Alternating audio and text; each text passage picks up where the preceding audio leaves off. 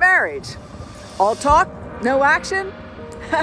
We can start off and think that love is going to carry us through, and yes, that's the underpinnings.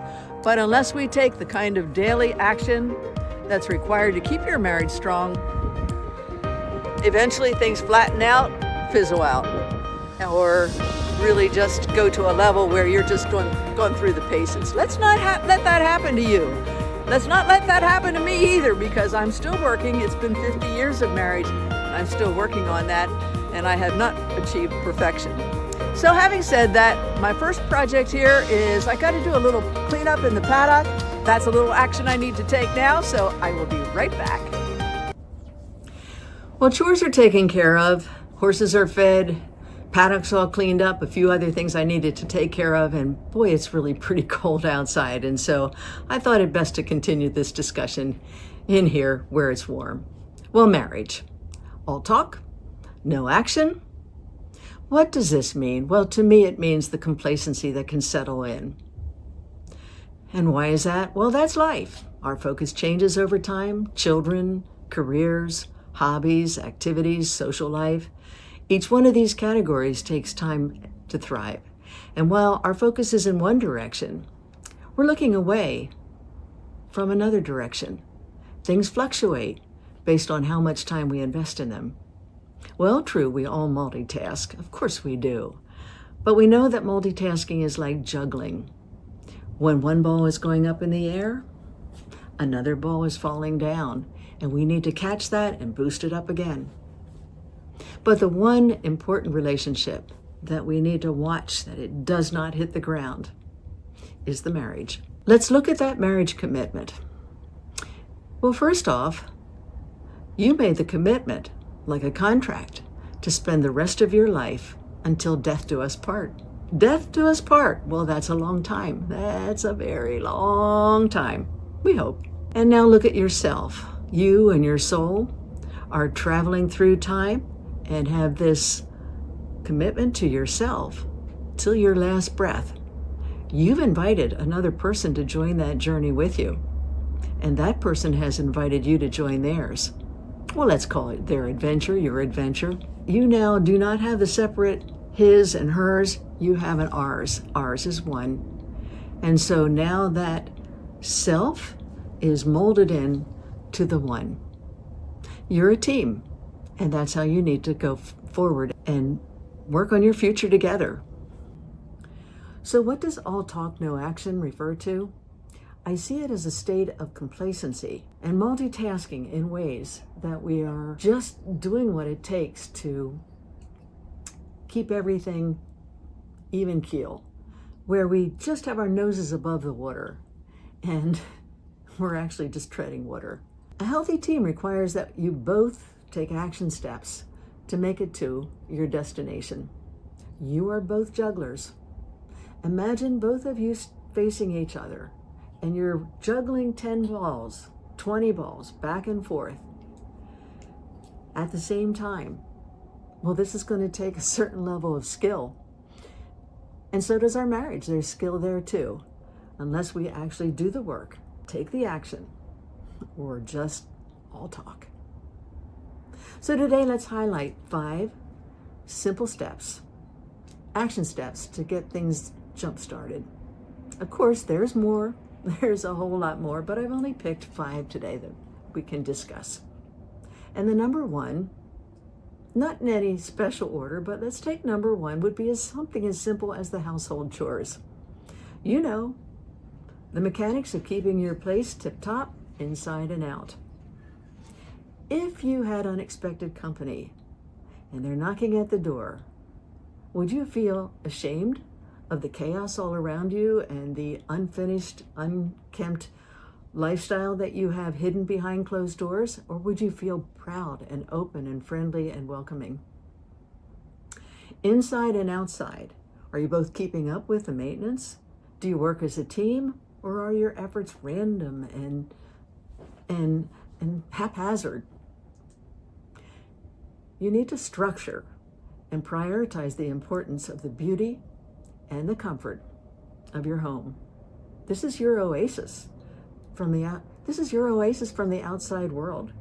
Make it beautiful, warm, and welcoming to yourself and to others.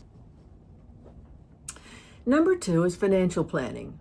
Well, we just talked about one of our big budget items, which is our house, but our financial planning is bigger than that. What are the short-term and the long-term goals?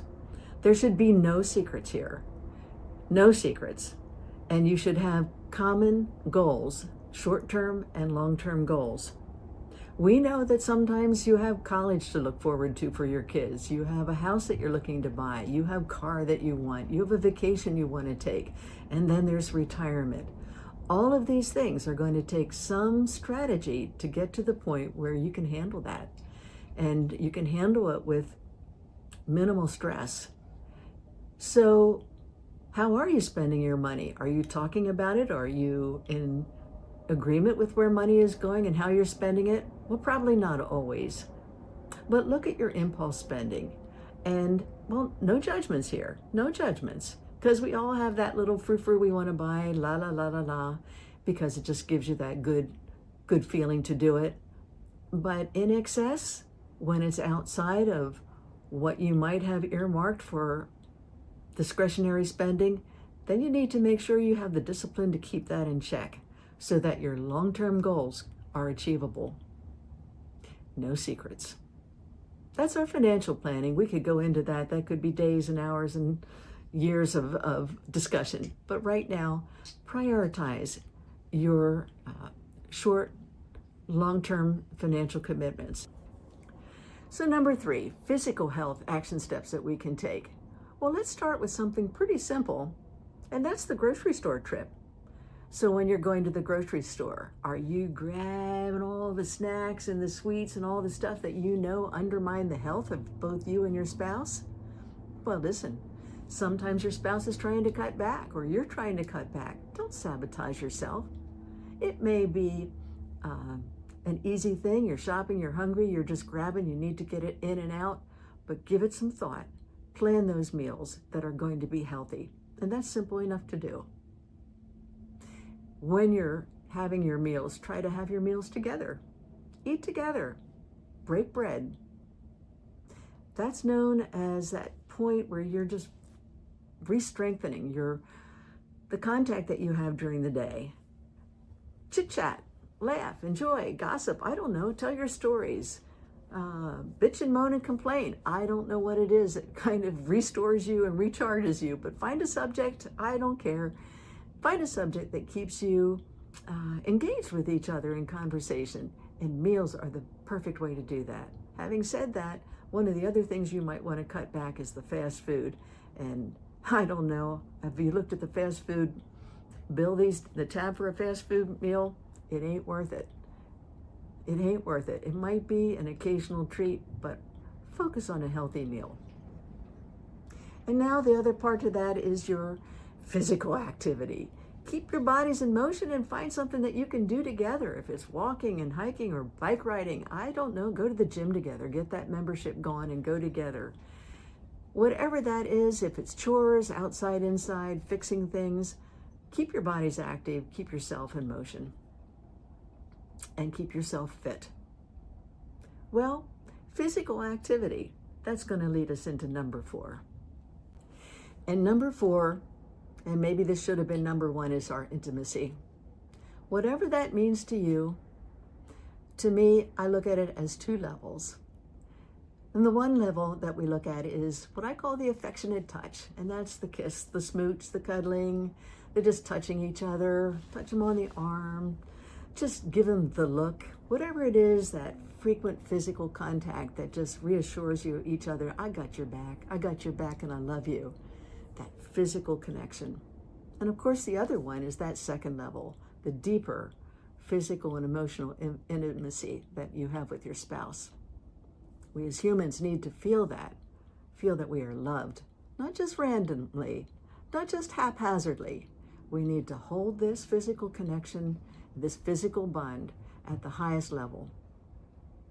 Our love connection is the glue, and it's the glow. We made our marriage vows to commit to one person for life. Honor that commitment. Enough said there. And finally, the fun one. And I'm going to call that date night.